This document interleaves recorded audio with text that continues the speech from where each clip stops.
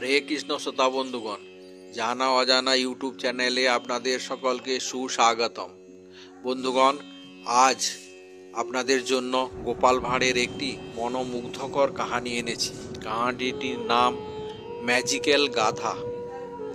একবার মহারাজ কৃষ্ণচন্দ্র তার রানীকে একটি অত্যন্ত মূল্যবান নেকলেস উপহার দিয়েছিলেন, যেটা রানী তার ঘরে আলমারিতে রেখেছিলেন। কিন্তু দুর্ভাগ্যবশত একদিন নেকলেসটি খুঁজে পাচ্ছিলেন না এবং রানী এটি চারদিকে খুঁজেও যখন পেলেন না তখন মহারাজকে জানালেন।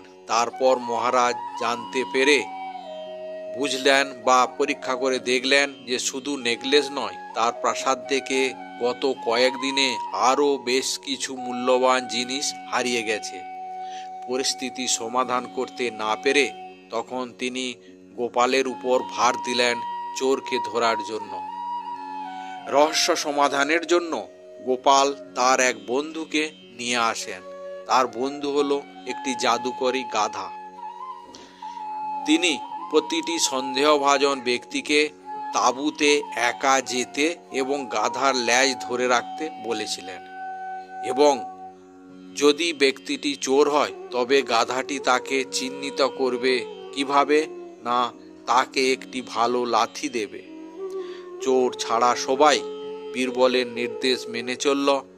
বীরবল যেহেতু গাধার লেজে একটি শক্তিশালী ঘ্রাণ অর্থাৎ সেন্ট ছিটিয়েছিল এবং চোর ভয়ে গাধার লেজ স্পর্শ না করেই বাইরে বেরিয়ে আসে এবং অবশেষে ধরা পড়ে যায়।